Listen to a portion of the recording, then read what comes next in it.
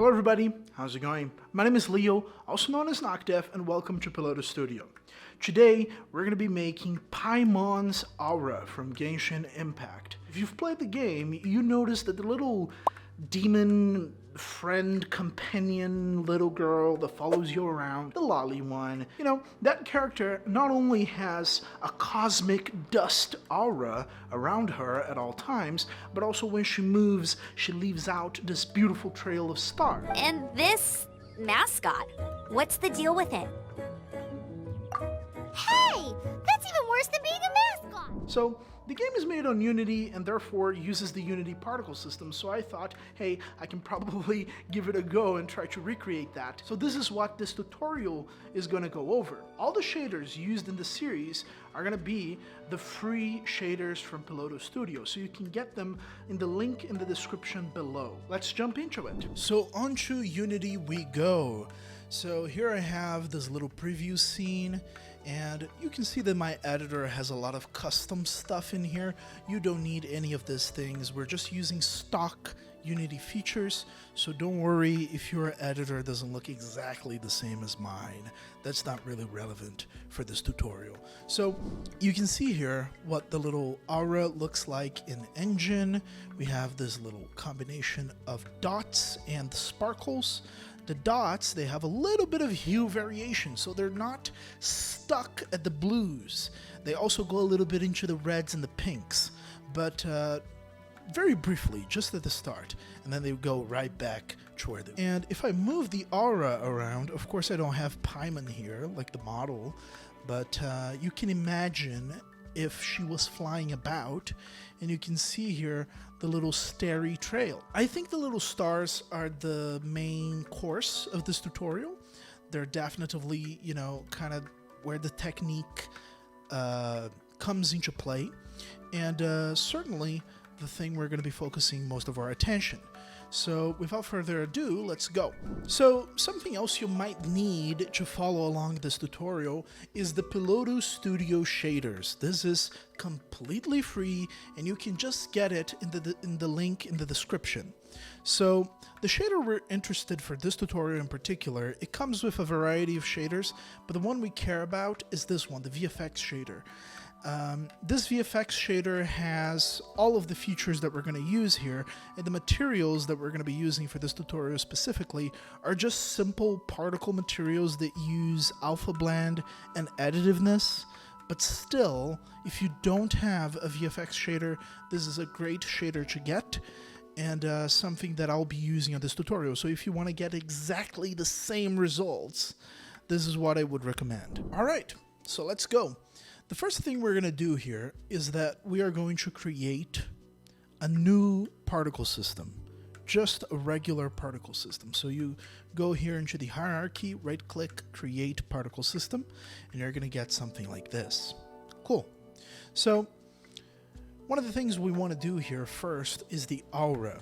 So in this case in particular, I have a glint material, which is just an additive texture, this one, flare glint. And you can see here what this texture looks like. It's just a little star thing, and we are using the blend mode set to 1.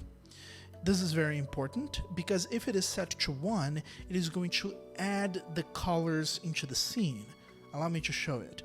So if I go here into my particle system and I drag and drop this material, the flare glint, into my particle system, we're going to have these little stars here. And you can see that the white color is being added on top. So if I pause my simulation and I go in here and I change the blend mode from 1 into 1- source alpha, for example, you can see how it's now replacing the colors. And this is very apparent if we zoom in here. There's these little parts that are darker on the glint around the very center of it. And when I go back to 1, these parts, they kind of become glowy and they add this little light haze into the picture. This is what we're after here. This is what we're looking for, because these are going to be kind of like power spikes coming off of the character.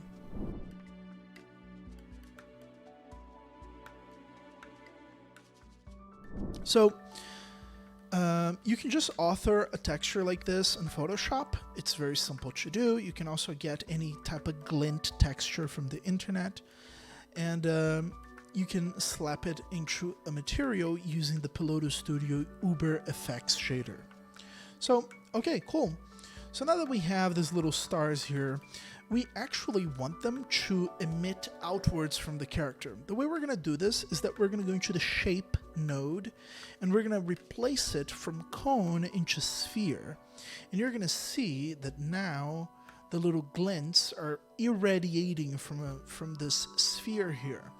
And they're lasting for way too long, so I think it's about time we change the duration here of our particles. So what we're going to do here is that on the lifetime of the particle, we're going to click this little arrow, and we're going to say that it's random between two constants. And in this case, I want them to be very, very quick. So we're going to do 0.2 and let's say 0.75. So this means that the particles are going to last anywhere from 200 milliseconds to 750 milliseconds. This is kind of what we're saying here.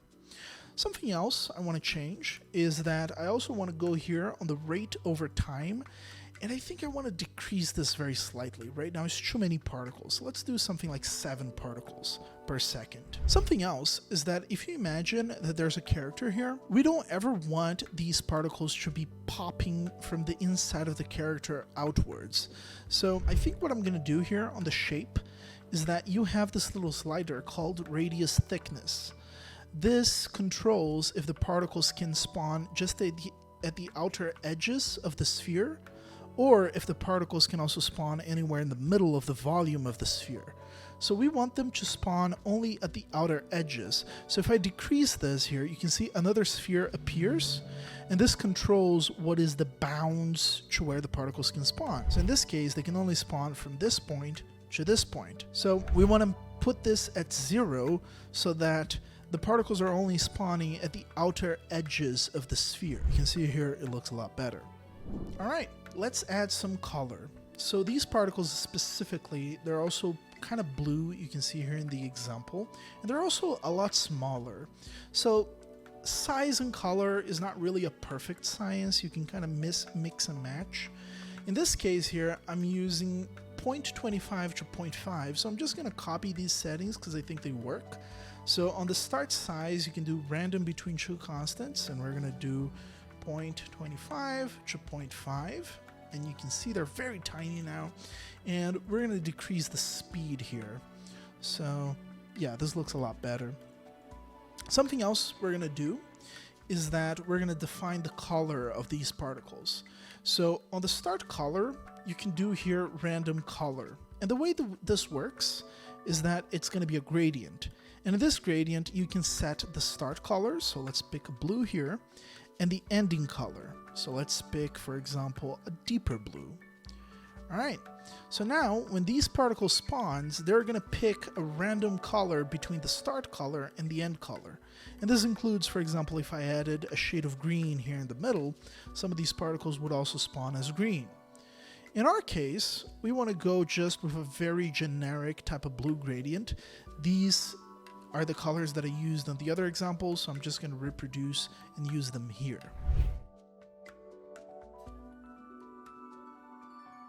All right, great. So the next thing we can do is that we want these particles to disappear slowly. You can see here that right now they kind of just fade out of existence very quickly, and it looks a little bit jarring to where the particles exist and then they just don't exist out of the blue.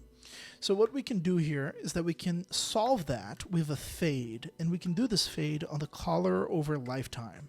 So if I click here on the color over lifetime, we can just drag this alpha value a little bit, and at the start we want the particles to have a 0 value on the alpha, so they fade in, and then at the end we can also make them fade out.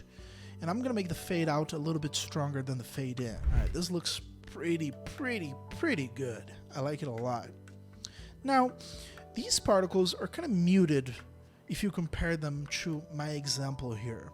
This is because the brightness levels are not the same. We can fix that. So the Piloto Studio Uber Effects shader uses something called custom vertex streams.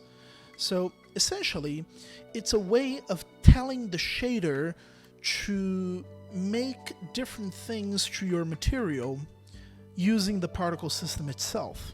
And this is interesting because it allows you to have randomness, it allows you to have curves, it allows you to have a lot more control on a per particle basis. It also means that you can reuse the same material for different particle effects and make these particle effects look different between each other without having, hundreds of different materials. So let's go here on the renderer settings of our particle. And what we're going to do here is that we're going to find a little setting called... So on the renderer settings, we're going to try to find this little checkbox here, Custom Vertex Streams. You're going to click on it, and you're going to see a lot of stuff show up. So in my case, we are using the custom 1XYZW because we're using the custom UV set 1, right?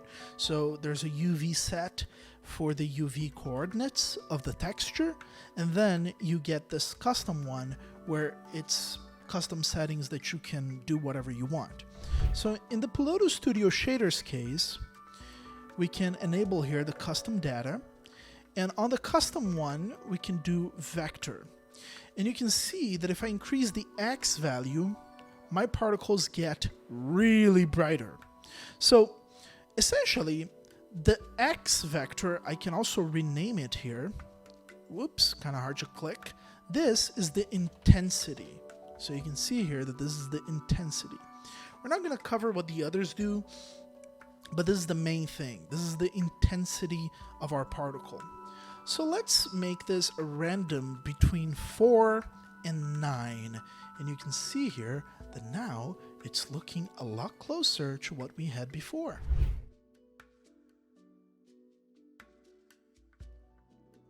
Finally, before we wrap up our little sparks, we also want to make them smaller over lifetime so that they disappear once again more interestingly. They emit from the character at full force and full power, and then they get a little bit weaker over time. So we can go here on the size over lifetime, and you can enable that node, and we can click here on this curve.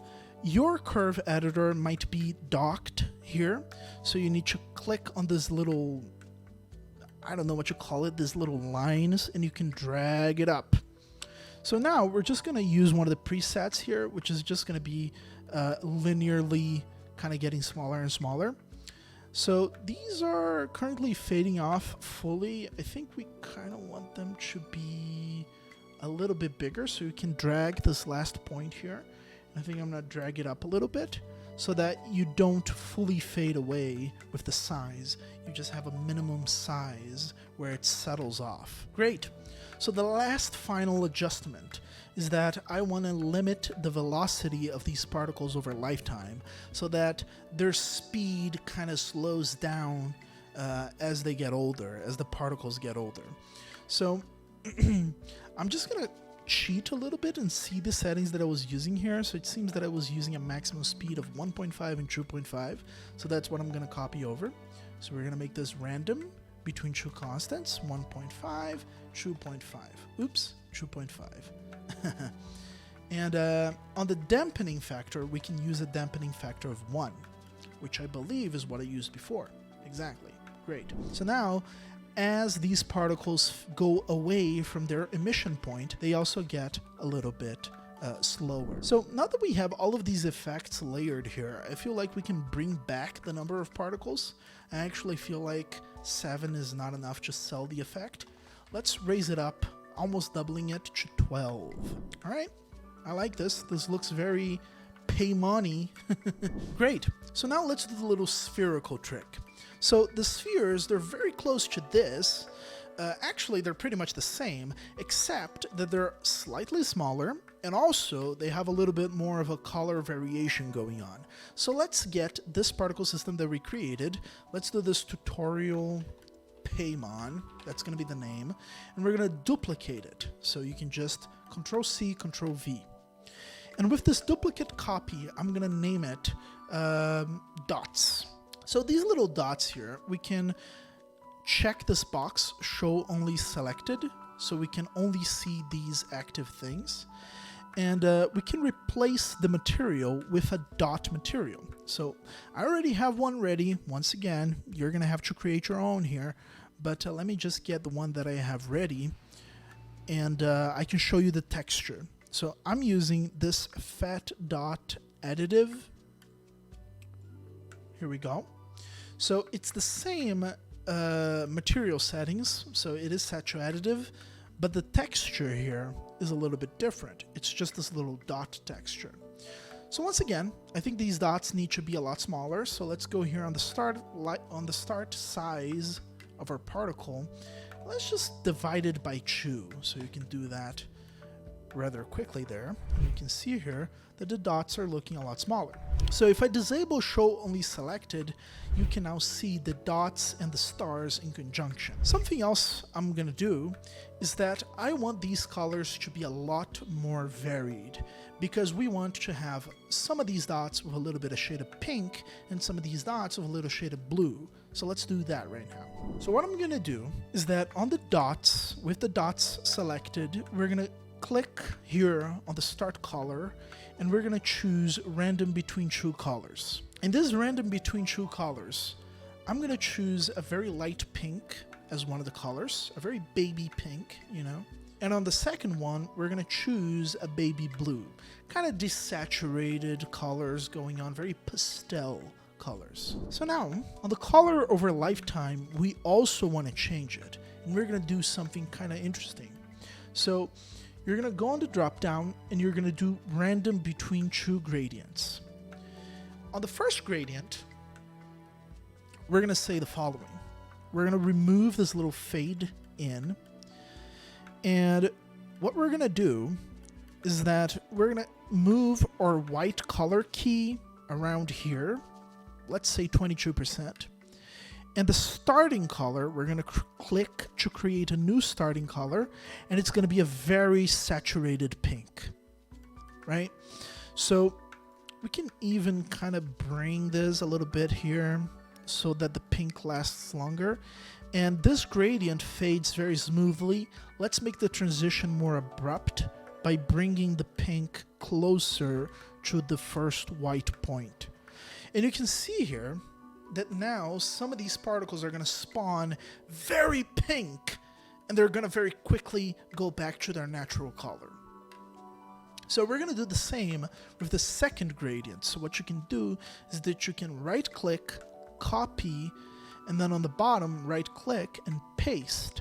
And then we click here and we swap this pink for a very saturated blue. And actually, I think this is a little bit exaggerated, so we can bring back the gradients towards the start a little bit.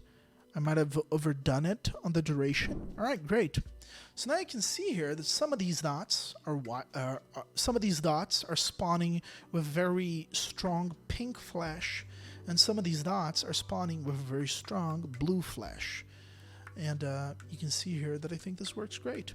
We can even make them as slightly smaller. So let me see here. We can do 0.2 and 0.1. Yeah, very small dots. I think they work a little bit better. So now, if I disable my show only selected, you can see here the effect that we have going. But this is just the aura. Now let's go for the movement. So as you can see here, when I move these dots around, nothing really happens. But when I move the Paimon aura that I had previously set up around, it creates this plexels type of effect. It's stuck. It's stuck. It's actually very simple to recreate, so let's do it. So, just to save up a little bit on time here, I'm going to once again copy my particle and paste it. I'm going to delete the duplicate dots, and we're going to call this trail. So this is going to be our trailing effect. The first thing we're going to do is that we're going to change the simulation space to rolled. Something else we're going to do here is that on the emission, let's remove it from the rate over time, and let's add it on the rate over distance. Rate over distance on Unity is much more sensitive than rate over time. So let's put it at 2, a very low number. And now if I move about, you can see here that it's leaving these little starry dots around. So this is closer to what we want. So now what else we can do is that we're going to remove the limit velocity over lifetime. And we're also removing the size over lifetime maybe. We might go back to it, who knows. But we are enabling the trails node. And the trails node is very interesting because as you can see here, each particle is now emitting a pink ribbon. So you can actually change the mode of this ribbon from particles to ribbon.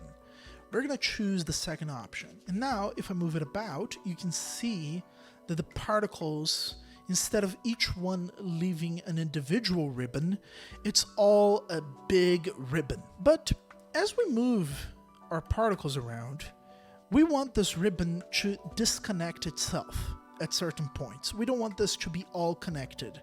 Well, you could leave it at that, but that's an artistic choice. So to get this effect, we're going to go here on the main module, and we're going to change the max particles from 1,000, and let's change it to something like 12. Let's see if this number works. So now when we move it around, 12 might be too much. Let's try 6.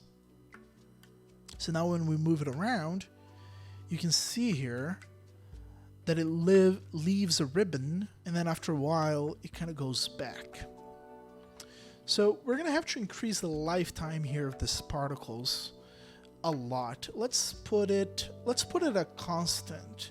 So let's make it a constant value of 1.5, let's say.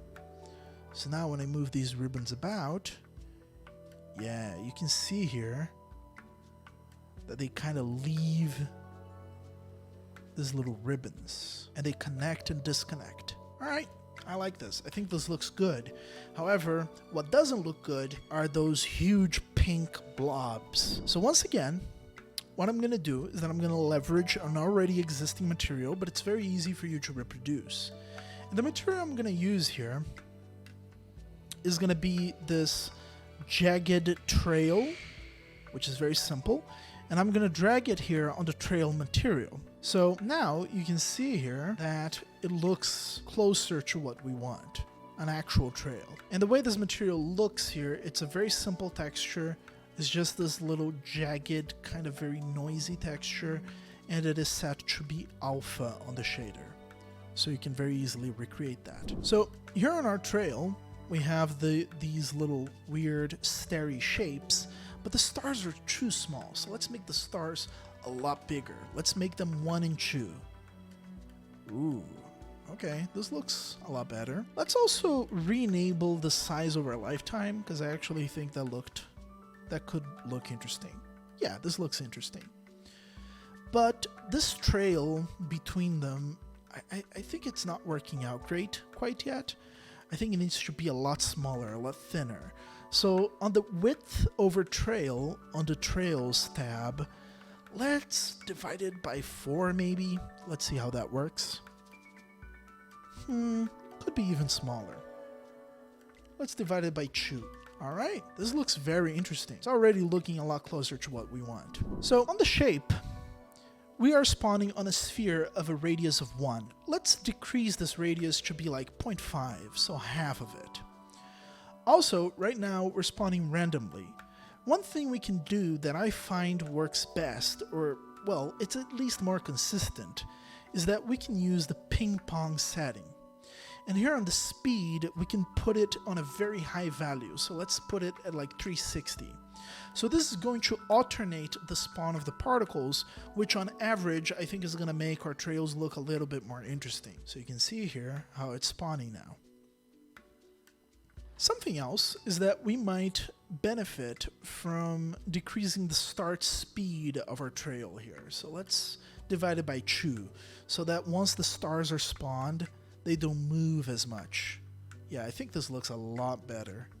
I personally like this a lot. And yeah, I mean, now it's just a matter of fine-tuning the colors, maybe changing the materials around, but this is how you get the Paimon idol effect that is always playing on her, and you also get the little trailing stars whenever she moves. Hopefully this tutorial was interesting, and any questions you can put in the comments down below. I try to answer everybody. Leave a like on the video, subscribe to the channel, there's a lot more to come, and thank you for your attention. Thank you for watching, and if you have enjoyed, please leave suggestions for more tutorial videos on the comments. We actually read it, we actually care, and we actually need some ideas. So if you want to learn something, please leave it down below, and who knows, we might just do it. Also, if you want to get a little bit more close and personal, our Discord server is going to be in the description as well. There's going to be lots and lots of stuff there, tutorials, unique content. You can ask us directly questions. There's also a lot of stuff about our upcoming game, upcoming Unity Asset Store stuff, everything you're going to find there. So thank you for watching, and see you later.